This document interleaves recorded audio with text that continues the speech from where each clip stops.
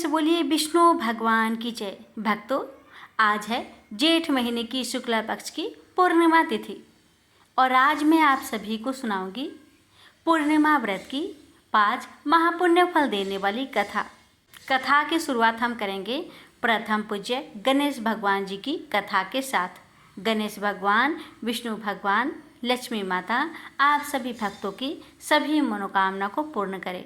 जय श्री हरि। एक बुढ़िया माई थी। वह बहुत गरीब थी, आंखों से अंधी थी। उसका एक बेटा और एक बहू थे। वह बुढ़िया सदैव गणेश भगवान जी की पूजा किया करती थी। एक दिन गणेश जी प्रकट होकर उस बुढ़िया माई से बोले, बुढ़िया माँ, तू जो चाहे सो मांग ले। बुढ़िया माई बोली, मुझे तो मांगना नहीं आता भगवान, कैसे और क्या मांगू। तब गणेश भगवान जी बोले, अपने बेटे और बहू से पूछकर मांग लेना। तब बुढ़िया माई ने अपने बेटे से कहा, बेटा, गणेश जी कहते हैं तू कुछ मांग ले, बता मैं क्या मांगू। बेटा ने कहा, माँ तू धन मांग ले। बहू से पूछा तो बहू ने कहा, सासू माँ नाती मांग लो। तब बुढ़िया माई ने सोचा कि ये तो अपने अपने मतलब की बात कह रहे हैं, अतः उस बुढ़िया ने पड़ोसन से पूछा तो उन्होंने कहा कि बुढ़िया माई, तू तो थोड़े दिन तक जिएगी, क्यों तू धन मांगे और क्या नाती मांगे। तू तो अपनी आंखों की रोशनी मांग ले, जिससे तेरी जिंदगी आराम से कट जाए। अब बुढ़िया माई काफी सोच विचार के बाद भगवान से बोली, भगवान, यदि आप मुझसे प्रसन्न हैं तो मुझे 9 करोड़ की माया दे, निरोगी काया दे, अमर सुहाग दे, आंखों की रोशनी दे, नाती दे, पोता दे और सब परिवार को सुख दे, अंत में मोक्ष दे। यह सुनकर तब गणेश जी बोले, बुढ़िया माँ, तूने तो हमें ठग दिया, फिर भी जो तूने मांगा है वचन के अनुसार सब तुझे मिलेगा। और यह कहकर गणेश जी अंतर्ध्यान हो गए। उधर बुढ़िया माँ ने जो कुछ मांगा वह सब कुछ मिल गया। हे गणेश जी महाराज, जैसे आपने उस बुढ़िया माँ को सब कुछ दिया, वैसे ही आपकी कहानी कहने वाले, सुनने वाले, हुक्कार भरने वाले सभी भक्तों को देना। एक समय की बात है, नैमिषारण्य तीर्थ में सौनकादि 88,000 ऋषियों ने श्री सूत जी से पूछा, हे प्रभु, इस कलयुग में वेद विद्या रहित मनुष्य को प्रभु भक्ति किस प्रकार मिल सकती है तथा उनका उद्धार कैसे होगा। हे मुनि श्रेष्ठ, कोई ऐसा तप बताइए जिससे थोड़े समय में ही पुण्य मिले और मनोवांछित फल भी मिल जाए। इस प्रकार की कथा सुनने की हम इच्छा रखते हैं।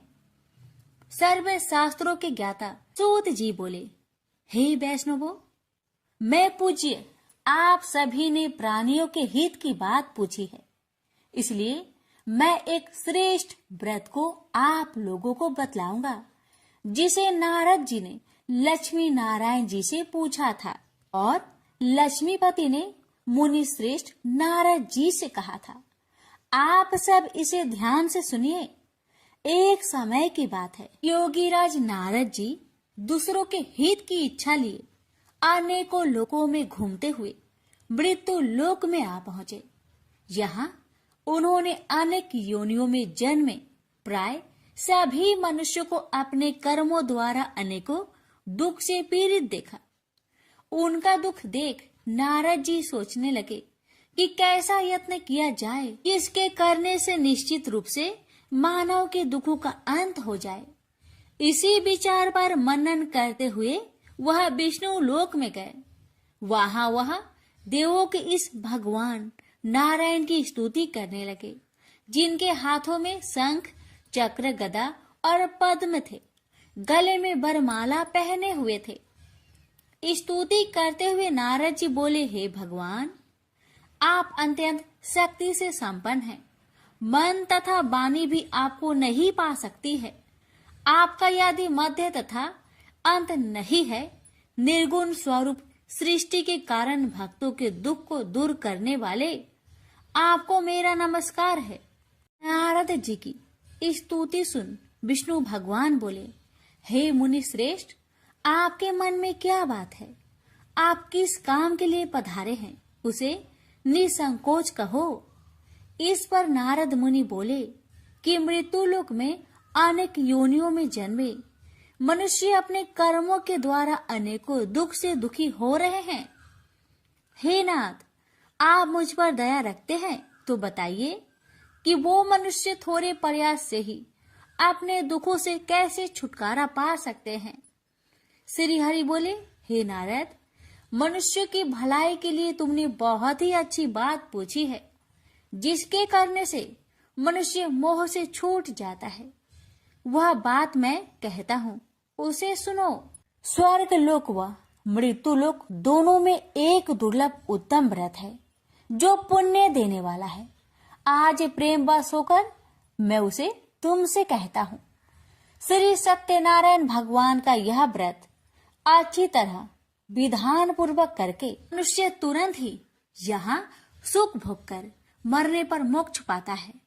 श्री हरि के वचन सुन नारद जी बोले कि उस व्रत का फल क्या है और उसका विधान क्या है। यह व्रत किसने किया था, इस व्रत को किस दिन करना चाहिए, सभी कुछ विस्तार से बताए।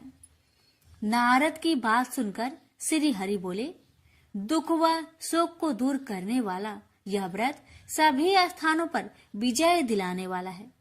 मानव को भक्ति व श्रद्धा के साथ शाम को श्री सत्यनारायण की पूजा धर्म परायण होकर ब्राह्मणों व बंधुओं के साथ करनी चाहिए।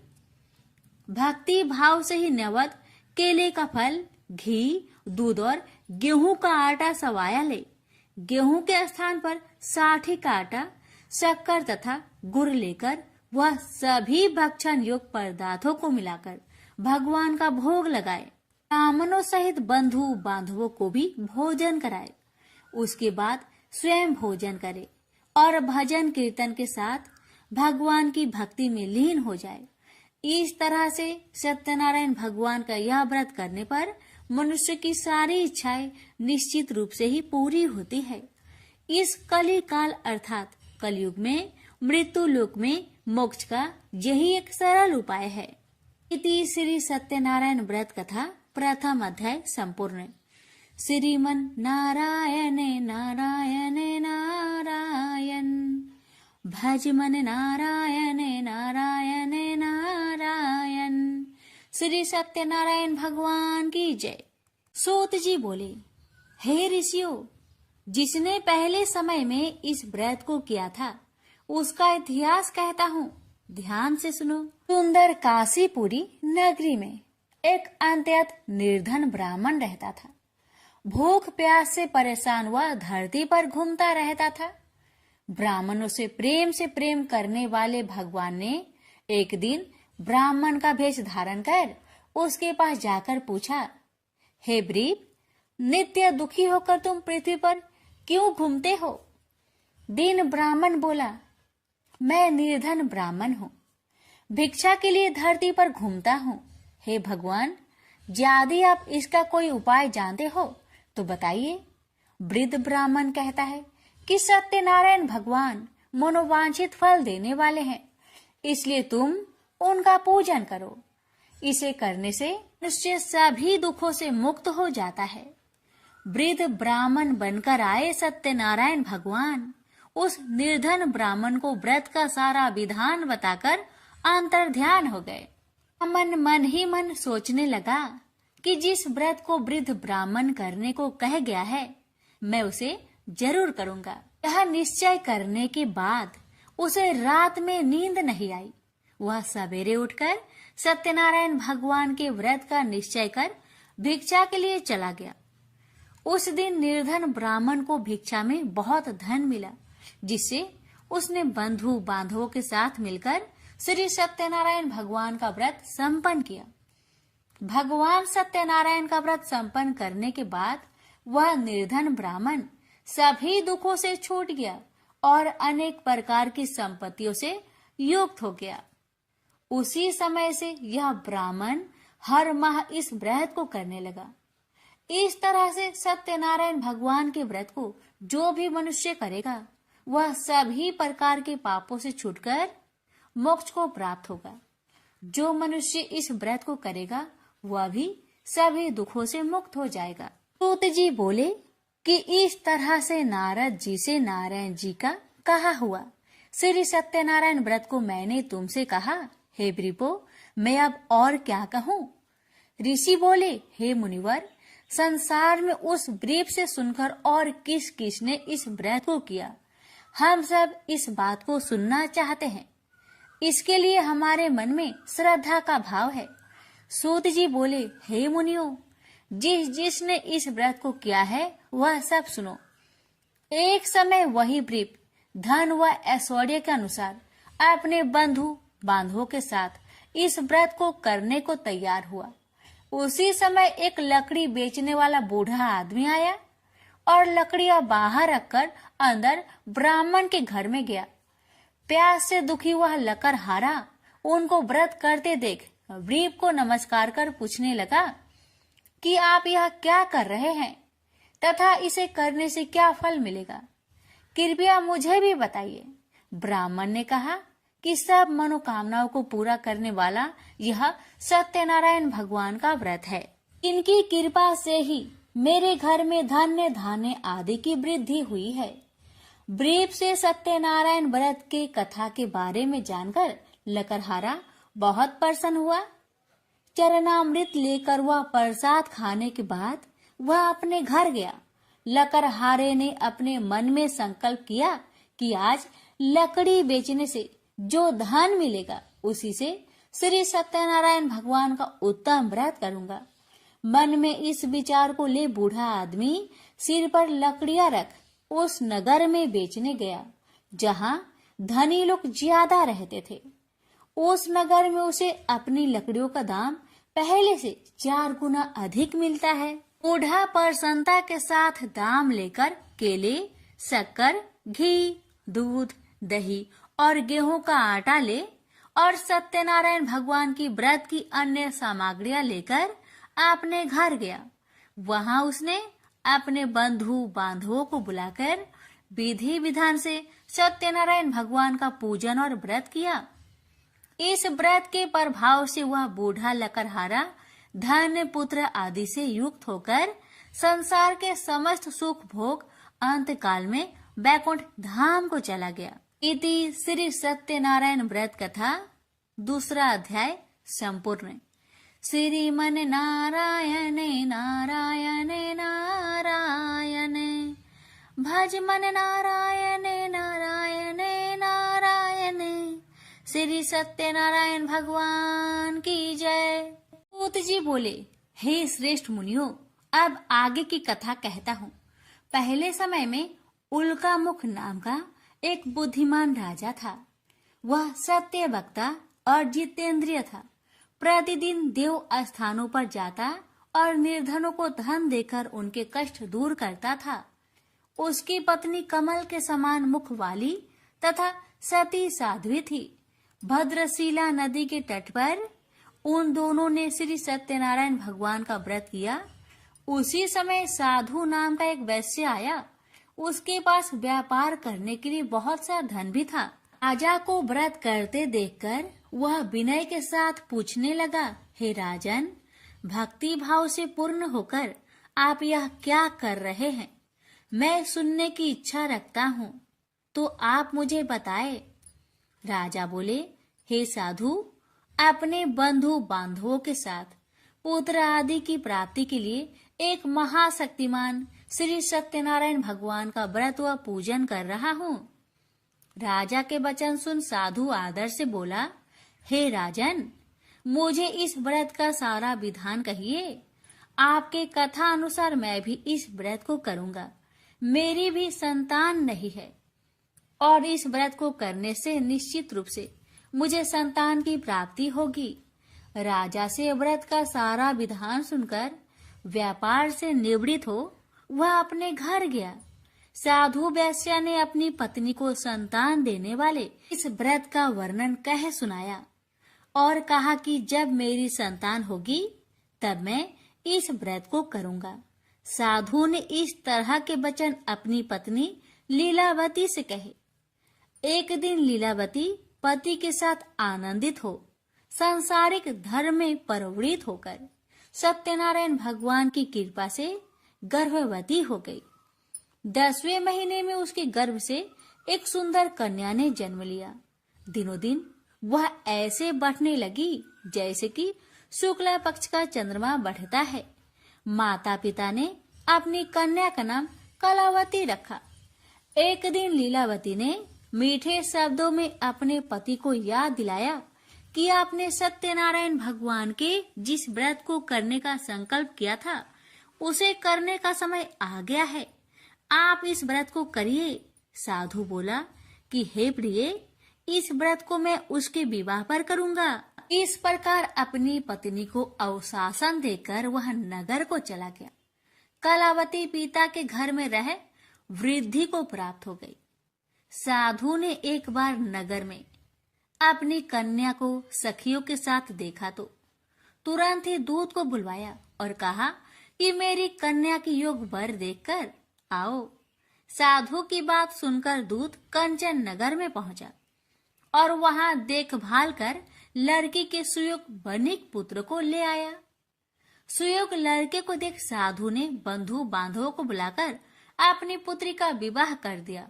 लेकिन दुर्भाग्य की बात ये कि साधु ने अभी भी श्री सत्यनारायण भगवान का व्रत नहीं किया। इस पर श्री भगवान क्रोधित हो गए और श्राप दिया कि साधु को अत्यधिक दुख मिले। अपने कार्य में कुशल साधु बनिया जमाई को लेकर समुद्र के पास स्थित होकर रत्नासारपुर नगर में गया। वहां जाकर दामाद ससुर दोनों मिलकर चंद्रकेतु राजा के नगर में व्यापार करने लगे। एक दिन भगवान सत्यनारायण की माया से एक चोर राजा का धन चुराकर भाग रहा था। उसने राजा के सिपाहियों को अपना पीछा करते देख चुराया हुआ धन वहां रख दिया जहां साधु अपने जामाई के साथ ठहरा हुआ था। राजा के सिपाहियों ने साधु वैश्या के पास राजा का धन पड़ा देखा तो वह ससुर जामाई दोनों को बांधकर प्रसन्नता से राजा के पास ले गए और कहा कि उन दोनों चोरों को हम पकड़ लाए हैं, आप आगे की कार्रवाई की आज्ञा दे। राजा की आज्ञा से उन दोनों को कठिन कारावास में डाल दिया गया और उनका सारा धन भी उनसे छीन लिया गया। श्री सत्यनारायण भगवान के शराप से साधु की पत्नी भी बहुत दुखी हुई। घर में जो धन रखा था उसे चोर चुरा ले गए। शारीरिक तथा मानसिक पीड़ा व भूख प्यास से अति दुखी हो अन्न की चिंता में कालावती के ब्राह्मण के घर गई। वहां उसने श्री सत्यनारायण भगवान का व्रत होते देखा। फिर कथा भी सुनी। वह प्रसाद ग्रहण कर वह रात को घर वापस आई। माता ने कलावती से पूछा कि हे पुत्री, अब तक तुम कहाँ थी, तेरे मन में क्या है? कलावती ने अपने माता से कहा, हे माता, मैंने एक ब्राह्मण के घर में श्री सत्यनारायण भगवान का व्रत देखा है। कन्या के वचन सुन लीलावती भगवान की पूजन की तैयारी करने लगी। लीलावती ने परिवार व बंधुओं सहित सत्यनारायण भगवान का पूजन किया और उनसे वर मांगा कि मेरे पति तथा जमाई शीघ्र घर आ जाए। साथ ही यह भी प्रार्थना की कि हम सबका अपराध क्षमा करे। श्री सत्यनारायण भगवान इस व्रत से संतुष्ट हो गए और राजा चंद्रकेतु को सपने में दर्शन दे कहा कि हे राजन, तुम उन दोनों वेश्या को छोड़ दो और तुमने उनका जो धन लिया है उसे वापस कर दो। अगर ऐसा नहीं किया तो मैं तुम्हारा धन, राज्य व संतान सभी को नष्ट कर दूंगा। राजा को यह सब कहकर वह अंतर्ध्यान हो गए। अतः काल सभा में राजा ने अपना सपना सुनाया। फिर बोले कि भानिक पुत्र को कैद से मुक्त कर सभा में लाओ। दोनों ने आते ही राजा को प्रणाम किया। राजा मीठी बानी से बोला, हे महानुभावों, भाग्यवश ऐसा कठिन दुख तुम्हें प्राप्त हुआ है, लेकिन अब तुम्हें कोई भय नहीं है। ऐसा कह राजा ने उन दोनों को नए वस्त्र भूषण भी पहनाए और जितना धन उनका लिया था उससे 2 गुना धन वापस कर दिया। दोनों वैश्य अपने घर को चल दिए। श्री सत्यनारायण व्रत कथा का 3रा अध्याय संपूर्ण। श्रीमन नारायण नारायण नारायण, भज मन नारायण नारायण नारायण। श्री सत्यनारायण भगवान की जय। सूत जी बोले, वैश्य ने मंगलाचार कर अपनी यात्रा आरंभ की और अपने नगर की ओर चल दिया। उसके थोड़ी दूर जाने पर एक दंड भेषधारी श्री सत्यनारायण ने उनसे पूछा, हे साधु, तेरी नाव में क्या है? अभिमानी बानिक हंसता हुआ बोला, हे दंडी, आप क्यों पूछते हो? क्या धन लेने की इच्छा है? मेरी नाव में तो बेल व पत्ते भरे हुए हैं। वैश्य के कठोर वचन सुन भगवान बोले, तुम्हारा वचन सत्य हो। दंडी ऐसे वचन कहे वहां से दूर चले गए। कुछ दूर जाकर समुद्र के किनारे बैठ गए। दंडी के जाने के बाद साधु वैश्य ने नित्य क्रिया के पश्चात नाव को ऊंची उठते देखकर अचंभा माना और नाव में बेल पत्ते आदि देख वह मूर्छित हो जमीन पर गिर पड़ा। मूर्छा खोलने पर वह अत्यंत शोक में डूब गया।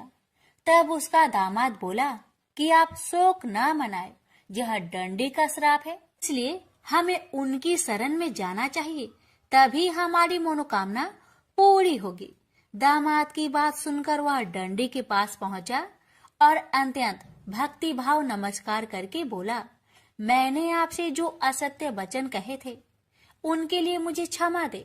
ऐसा कहकर महान शोकातुर हो रोने लगा। दंडी भगवान बोले, हे बानिक पुत्र, मेरी आज्ञा से बार बार तुम्हें दुख प्राप्त हुआ है, तू मेरी पूजा से विमुख हुआ। साधु बोला, हे भगवान, आपकी माया से ब्रह्मा आदि देवता भी आपके रूप को नहीं जानते, तब मैं अज्ञानी कैसे जान सकता हूँ? आप प्रसन्न होइए, अब मैं सामर्थ्य के अनुसार आपकी पूजा करूंगा। मेरी रक्षा करो और पहले के समान नौका में धन भर दो। साधु वैश्य के भक्ति पूर्वक वचन सुनकर भगवान प्रसन्न हो गए और उसकी इच्छा अनुसार वरदान देकर अंतर ध्यान हो गए। ससुर जमाई जब नाव पर आए तो नाव धन से भरी हुई थी। फिर वही अपने अन्य साथियों के साथ सत्यनारायण भगवान का पूजन कर अपने नगर को चल दिए। जब नगर के नजदीक पहुँचे तो दूत को घर पर खबर करने के लिए भेज दिया। दूत साधु की पत्नी को प्रणाम कर कहता है कि मालिक अपने दामाद सहित नगर के निकट आ गए हैं। दूत की बात सुन साधु की पत्नी लीलावती ने बड़े हर्ष के साथ सत्यनारायण भगवान का पूजन कर अपनी पुत्री कलावती से कहा कि मैं अपने पति के दर्शन को जाती हूँ, तो कार्य पूर्ण कर शीघ्र आ जाना। माता के ऐसे वचन सुन कलावती जल्दी में प्रसाद छोड़ अपने पति के पास चली गई। प्रसाद की अवज्ञा के कारण श्री सत्यनारायण भगवान रुष्ट हो गए और नाव सहित उसके पति को पानी में डुबो दिए। कलावती अपने पति को वहां ना पाकर रोती हुई जमीन पर गिर गई। नौका को डूबा हुआ देख वह कन्या को रोता देख साधु दुखी होकर बोला कि हे प्रभु, मुझसे तथा मेरे परिवार से जो भूल हुई है उसे क्षमा करे। साधु के दीन वचन सुनकर श्री सत्यनारायण भगवान प्रसन्न हो गए और आकाशवाणी हुई, हे साधु, तेरी कन्या मेरे प्रसाद को छोड़कर आई है, इसलिए उसका पति अदृश्य हो गया है। यदि वह घर जाकर प्रसाद खाकर लौटती है तो इसे उसका पति अवश्य मिलेगा। ऐसी आकाशवाणी सुन कलावती घर पहुंचकर प्रसाद खाती है और फिर आकर अपने पति के दर्शन करती है। उसके बाद साधु अपने बंधु बांधवों सहित श्री सत्यनारायण भगवान का विधि विधान से पूजन करता है। इस लोक का सुख भोग वह अंत में स्वर्ग जाता है। इति श्री सत्यनारायण व्रत कथा 4th अध्याय संपूर्ण। श्रीमन नारायण नारायण नारायण, भज मन नारायण नारायण नारायण। श्री सत्यनारायण भगवान की जय। श्री सूत जी बोले, हे ऋषियों, मैं और भी एक कथा सुनाता हूँ, उसे भी ध्यान पूर्वक सुनो। प्रजा पालन में लीन तुंगध्वज नाम का एक राजा था। उसने भी भगवान का प्रसाद त्याग कर बहुत ही दुख प्राप्त किया। एक बार वन में जाकर वन्य पशुओं को मारकर वह बर के पेड़ के नीचे आया। वहां उसने ग्वालों को भक्ति भाव से अपने बंधुओं सहित सत्यनारायण भगवान का पूजन करते देखा। अभिमान बस राजा ने उन्हें देखकर भी पूजा स्थान में नहीं गया, ना ही उसने भगवान को नमस्कार किया। ग्वालों ने राजा को प्रसाद दिया, लेकिन उसने वह प्रसाद नहीं खाया और प्रसाद को वहीं छोड़कर वह अपने नगर को चला गया। जब वह नगर में पहुंचा तो वहां सब कुछ तहस नहस हुआ पाया, तो वह शीघ्र ही समझ गया कि यह सब भगवान ने ही किया है।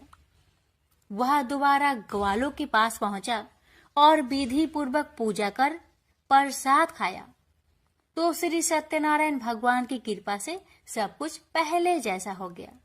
दीर्घ काल तक सुख भोगने के बाद मरोना उपरांत उसे स्वर्ग लोक की प्राप्ति हुई। तो मनुष्य परम दुर्लभ इस व्रत को करेगा तो भगवान सत्यनारायण की अनुकंपा से उसे धन्य धान्य की प्राप्ति होगी। निर्धन धनी हो जाता है और भय मुक्त हो जीवन जीता है। संतानहीन मनुष्य को संतान सुख मिलता है और सारे मनोरथ पूर्ण होने पर मानव अंत काल में वैकुंठ धाम को जाता है। सूत जी बोले, जिन्होंने पहले इस व्रत को किया है, अब उनके दूसरे जन्म की कथा कहता हूँ। वृद्ध संतानंद ब्राह्मण ने सुदामा का जन्म लेकर मोक्ष की प्राप्ति की। लकरहारे ने अगले जन्म में निषाद बनकर मोक्ष प्राप्त किया। उल्का मुख नाम का राजा दशरथ होकर वैकुंठ को गए। साधु नाम के वैश्य ने मोर ध्वज बनकर अपने पुत्र को आड़े से चीरकर मोक्ष पाया। महाराज तुंगध्वज ने स्वयंभू होकर भगवान में भक्ति युक्त हो कर्म कर मोक्ष पाया। श्री सत्यनारायण व्रत कथा का 5वां अध्याय संपूर्ण हुआ। श्रीमन नारायण नारायण नारायण भज मन नारायण नारायण नारायण। श्री सत्यनारायण भगवान की जय। एक बुढ़िया माई तुलसी जी को सींचती और कहती कि हे तुलसी माता, सत की दाता, मैं तेरा बिरला सींचती हूँ। मुझे बाहु दे, पीतांबर की धोती दे, मीठा मीठा घास दे, बैकुंठा में बास दे, चटक की चाल दे, पाटक की मौत दे, चंदन का काठ दे, रानी सा राज दे, दाल भात का भोजन दे, 11 की मौत दे, कृष्णा जी का कांधा दे। तब तुलसी माता यह सुनकर सूखने लगी, तो भगवान ने पूछा कि हे तुलसी, तुम क्यों सूख रही हो?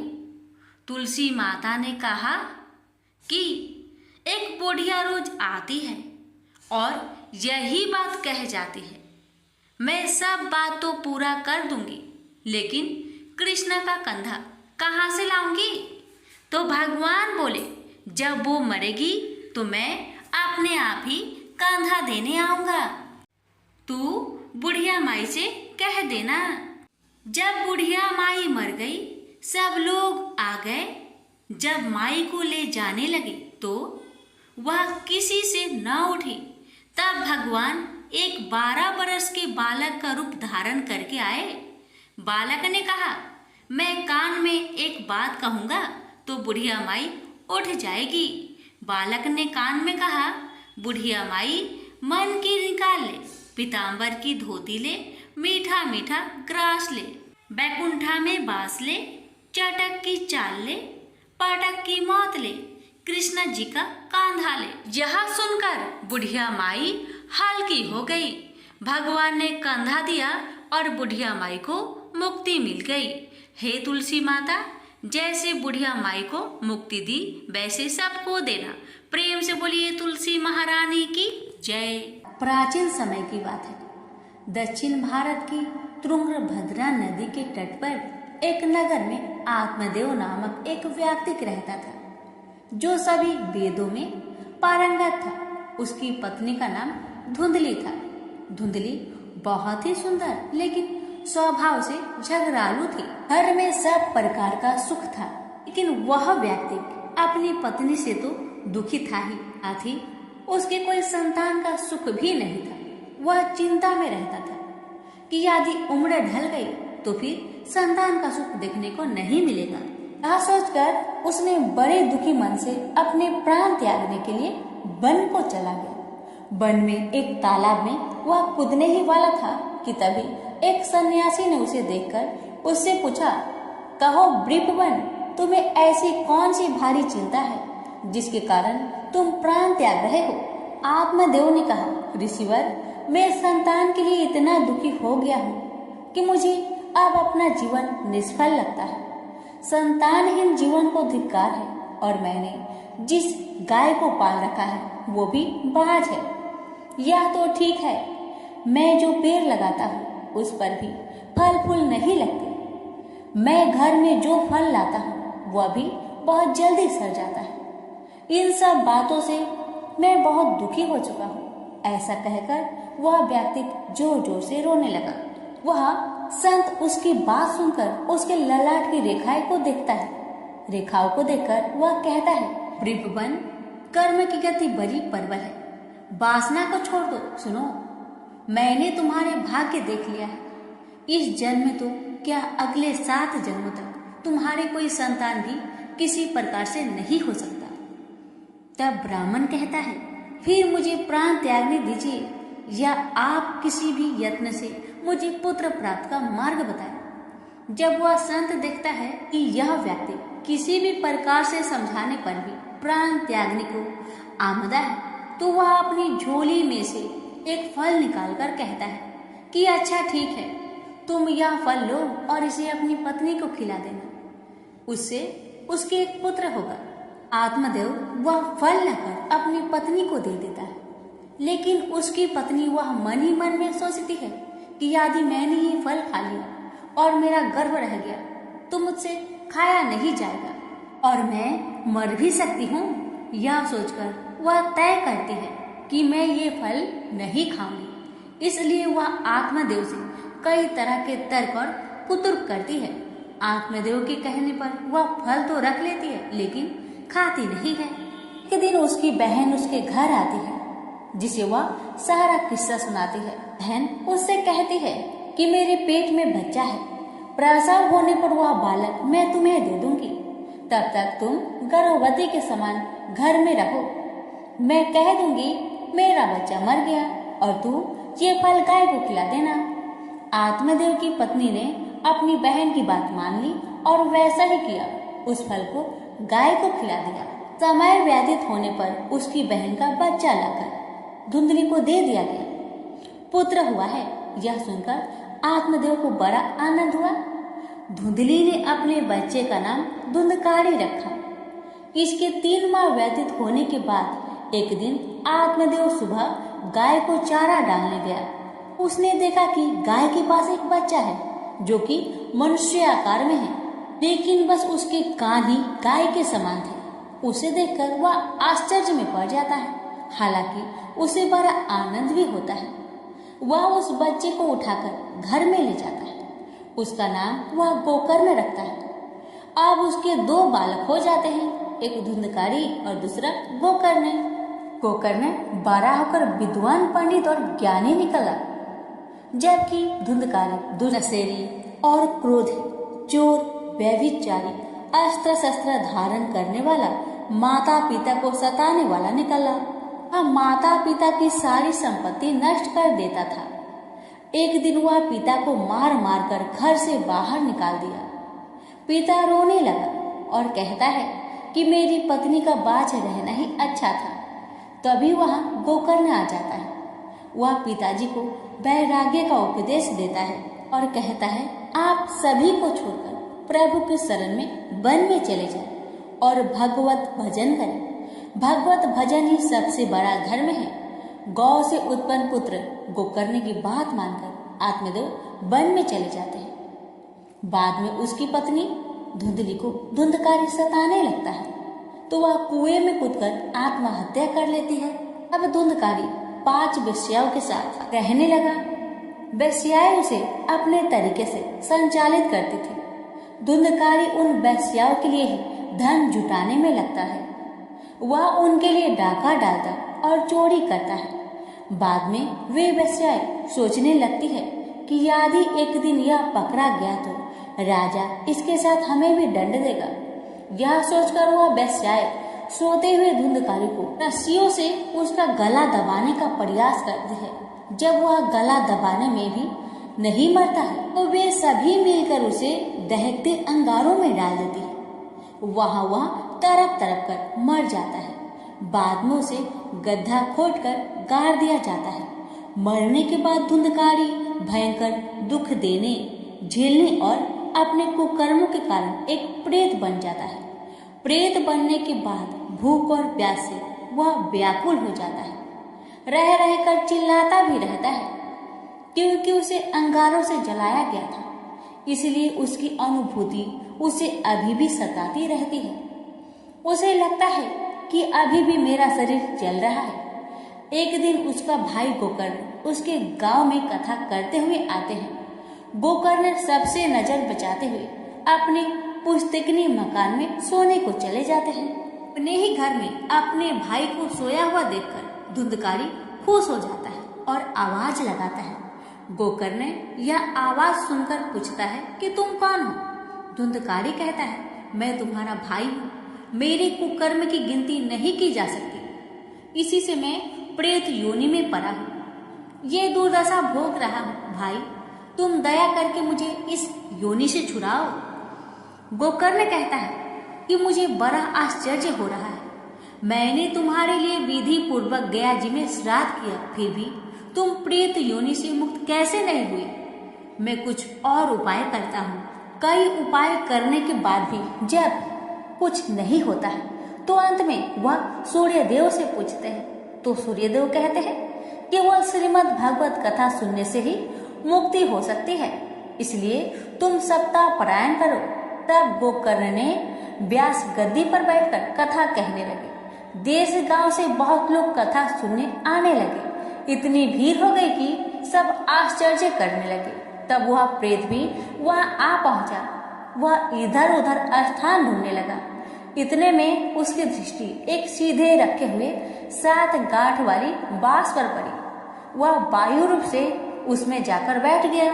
तो शाम को कथा को विश्राम दिया गया तो एक बड़ी विचित्र बात हुई। सबके देखते देखते उस बांस की एक गांठ तर तर तर तर करती फट गई। इसी प्रकार 7 दिनों में 7 गांठें फट गई और 12 स्कंद सुनने से पवित्र होकर धुंधकारी एक दिव्य रूप धारण करके सामने खड़ा हो गया।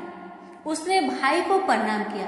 तभी बैकुंठवासी पार्षदों के सहित एक विमान उतरा। सबके देखते ही देखते धुंधकारी विमान पर चढ़ गया। उन पार्षदों को देखकर उसने गोकर्ण से कहा, भगवान के प्रिय पार्षदों, यहाँ हमारे अनेक शुद्ध हृदय श्रोतागण हैं। उन सब के लिए एक साथ बहुत से विमान क्यों नहीं लाए? यहाँ सभी ने समान रूप से कथा सुनी है, फिर फल में इस प्रकार का भेद क्यों है? भगवान के पार्षदों ने कहा, इस फल भेद का कारण इसमें श्रवण का भेद है। श्रवण सबने समान रूप से ही किया, किंतु इसके जैसा मनन नहीं किया। इस प्रेत ने 7 दिन तक सुने हुए विषय का स्थिर चित्त से खूब मनन भी करता रहा। यह कहकर वे सब पार्षद बैकुंठ को चले गए। रावण माह में गोकर्ण ने फिर से उसी प्रकार सप्ताह क्रम से कथा कही। वहां भक्तों से भरे हुए विमानों के साथ भगवान प्रकट हो गए। उस गांव में कुत्ते और चंडाल प्रयत्न जितने भी जीव थे सभी दिव्य देह धारण करके विमान पर चढ़ गए। भगवान उन सभी को योनि दुर्लभ गोलोक धाम में ले गए। प्रेम से बोलिए लक्ष्मी नारायण की जय, श्री कृष्ण भगवान की जय, राधा रानी की जय। अर्जुन ने पूछा, हे केशव, मैं संन्यास एवं त्याग के तत्व पृथक पृथक जानने की इच्छा करता हूँ। श्री कृष्ण बोले, हे पार्थ, कामना वाले कर्मों के त्याग को ज्ञानी लोग संन्यास मानते हैं और अज्ञानी पुरुष फल के त्याग को त्याग कहते हैं। कोई पंडित कर्म को दोष युक्त जानकर त्यागना ठीक कहते हैं। कोई यज्ञ, दान, तप आदि कर्मों को छोड़ने योग्य बताते हैं। हे भारत, त्याग के विषय में मेरा ऐसा मत है कि त्याग 3 प्रकार के हैं। यज्ञ, दान, तप आदि कर्मों को नहीं त्यागना चाहिए। ये सब कर्म आसक्त और फल को त्याग कर करने चाहिए। मेरे निश्चय मत यही है जो सर्वोत्तम है। अपनी नियमित कर्मों का त्यागना उचित नहीं है। यह मोह बस ऐसा किया जाए तो वह तामस त्याग है, कर्म दुखप्रद है। यह विचार कर एवं शरीर के कलेश के भय से जो त्याग करता है उसे त्याग का फल नहीं मिलता। यह राजस त्याग कहलाता है। हे अर्जुन, अपना नियमित कर्म अवश्य करने योग्य है। फल तथा आसक्त को त्याग कर जो कर्म किया जाता है वह सात्विक कर्म है। जो दुखदायक कर्म से देश नहीं करता तथा सुखदायक कर्म से प्रीति नहीं करता वह त्यागी, सत्यशील, बुद्धिमान तथा मुक्ति के योग्य है। देहधारी संपूर्ण कर्मों का त्याग नहीं कर सकता। कर्म का फल त्याग कर कर्म करने वाला त्यागी है। कर्मफल 3 प्रकार के हैं, अनिष्ट, इष्ट एवं मित्र। जो त्याग नहीं करते उनको ये मरने के बाद मिलते हैं और त्यागियों को नहीं मिलते। हे महाबाहो, संपूर्ण कर्मों की सिद्धि के लिए 5 प्रकार सांख्य शास्त्र में कहे हैं, उनको सुनो। शरीर कर्ता, साधन, पृथक पृथक चेष्टाएं और देव शरीर, वाणी एवं मन से जो भला बुरा कार्य किया जाता है उसके ये 5 कारण हैं। वह दुर्मति कुछ नहीं जानता जिसको यह अहंकार नहीं है कि मैं करता हूँ, और जिसकी बुद्धि कर्मों में लिप्त नहीं है। वह मनुष्य प्राणियों को मारकर भी उनको नहीं मारता और उनमें नहीं बंधता। ज्ञान, गृह और ज्ञाता ये 3 ही कर्मों के प्रेरक है। कारण, कर्म और कर्ता ये 3 कर्म के साधन हैं। सांख्य शास्त्र में ज्ञान, कर्म और कर्ता ये सत्वादिक गुण के भेद 3 प्रकार के हैं। इनको भी सुनो। जब भिन्न भिन्न प्राणियों में एक अविनाशी अविभक्त सत्ता जो दिखता है वह ज्ञान सात्विक कहलाता है। जिस ज्ञान से प्राणियों में नाना प्रकार की सत्ता दिखाई देती है उसको राजस ज्ञान जानो। ऐसा ज्ञान जिसके बिना कारण और सर्वार्थ के जाने एक ही कार्य में लगा रहे वह अल्प और तामस है। फल की इच्छा ना करके जो नित्य कर्म संग देश को त्याग कर किया जाता है, जो फल की इच्छा एवं अहंकार से बड़े यत्न से किया जाता है वह राजस कर्म है। जो कर्म परिमाण धन का खर्च दूसरे की पीड़ा और अपना पुरुषार्थ न जानकर मोहबस किया जाता है वह तामस कर्म कहलाता है। संग से रहित अहंकार, धैर्य और उत्साह युक्त सिद्ध व असिद्धि में समान रहता है वह सात्विक कर्म कहलाता है। गुण की तरह बुद्धि और धर्म के इनके भी 3 भेद है, सुनो।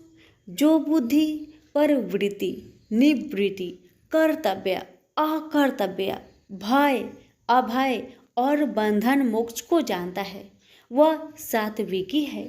हे पार्थ, जिससे धर्म अधर्म और कर्तव्य अकर्तव्य का ठीक निश्चय नहीं होता वह राजसी है। जिस अज्ञान से ढकी बुद्धि करके मनुष्य अधर्म को धर्म मानता है वह तामसी है। जो कथा प्रसंग से फल की इच्छा करता है, जो धर्म अर्थ काम को धारण करता है वह राजसी वृत्ति है। जो मूर्ख, निंद्रा, भय, शोक, विषाद एवं मद को नहीं त्यागता वह तामसी वृत्ति है। अब 3 प्रकार के सुखों को सुनो। जिसका योगाभ्यास में चित रहता है उसके दुख का अंत हो जाता है। सुख सात्विक है, आरंभ में विष के समान और अंत में अमृत के तुल्य होता है। सुख आरंभ में अमृत तुल्य, अंत में विष के तुल्य विषयों और इंद्रियों के संयोग से होता है। उसे राजसी सुख कहते हैं। जो सुख आदि और अंत दोनों में मनुष्य को मोह में फंसाता है और जो आलस्य तथा प्रमोद से उत्पन्न होता है, वह तामस सुख है। सम, दम, तप, पवित्रता, क्षमा, नम्रता, ज्ञान, अनुभव और परलोक में श्रद्धा, ये ब्राह्मणों के स्वाभाविक सिद्ध कर्म है। बहादुरी, तेजस्विता, धैर्य, चतुराई, युद्ध, स्थिरता, उदारता और प्रभुता, ये क्षत्रिय के स्वाभाविक कर्म हैं। खेती, गोरक्षा स्वाभाविक कर्म है। जो लोग अपने अपने गुणों और प्रवृत्तियों के अनुसार कर्म करते हैं, उनको सिद्धि प्राप्त होती है। और जिसने सब जगत का विस्तार किया है, उस ईश्वर को अपने कार्य के द्वारा आराधना करके मनुष्य सिद्धि को पाता है। दूसरे उत्तम कर्म से अपना नीच कर्म ही श्रेष्ठ है। सर्वत्र आसक्ति को छोड़ने वाला आत्मा, जीतने वाला इच्छा रहित मनुष्य संन्यास के द्वारा सर्व कर्म निवृत्ति रूप परम सिद्धि को पाता है। वह फिर कैसे ब्रह्म को प्राप्त होता है? सो मुझसे सुनो, यही इस ज्ञान की परानिष्ठा है। शुद्ध बुद्धि से युक्त होकर धृति द्वारा इस मन को बस में लगाकर शब्द आदि विषयों को छोड़कर राग देश से रहित होकर एकांत में रहने वाला, मिताहारी, वाणी और मन को जीतने वाला, नित्य ध्यान युक्त और वैराग्य, अहंकार, बल, घमंड, काम, क्रोध तथा परिग्रह छोड़कर ममताहीन और शांत मनुष्य ब्रह्म भाव के योग होता है।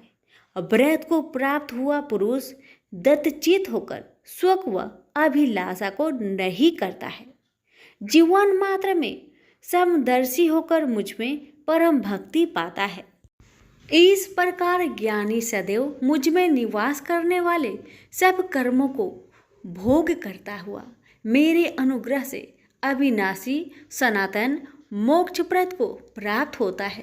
तत्पश्चात तत्व से मुझे जानकर फिर मन मुझ में ही प्रवेश करता है। सावधानी से अपना मन मुझ में स्थिर कर और सब कर्मों को मुझ में अर्पण कर बुद्धि योग के आश्रय से निरंतर अपने चित्त को मुझ में लगाओ। मेरे में चित्त लगाकर मेरी कृपा से दुर्गम कष्टों से तर जाओगे। यदि अहंकार से मेरी बात सुनोगे तो नष्ट हो जाओगे। यदि अहंकार का आश्रय लेकर युद्ध नहीं करूँगा ऐसा मानते हो तो यह तुम्हारा निश्चय झूठा है, क्योंकि स्वभाव तुम्हें युद्ध करवाएगा।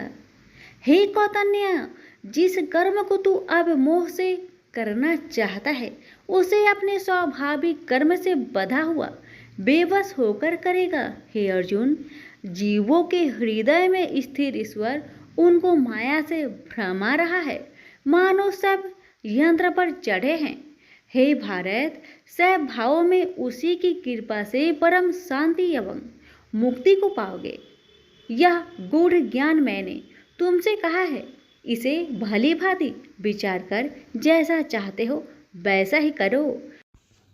अब तू सबसे गूढ़ वचन भी सुन, क्योंकि तू मेरा परम मित्र है, इसलिए मैं तेरे हित ही कहूँगा।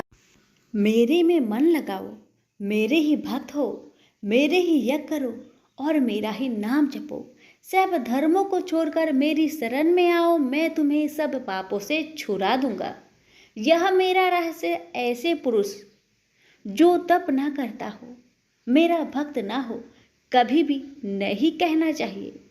जो इस परम गुप्त ज्ञान को मेरे भक्तों में प्रकट करेगा वही मेरी परम भक्ति को पाकर अंत में निश्चय ही मुझ में लीन हो जाएगा। इस धर्म संवाद को जो कोई पढ़ेगा उसे मैं समझूंगा कि उसने ज्ञान यज्ञ से मेरी पूजा की है। जो श्रद्धावान पुरुष दोष ढूंढे बिना इसको सुनेगा वह भी मुक्त होकर पुण्य आत्माओं को मिलने वाले शुभ लोक को प्राप्त होगा।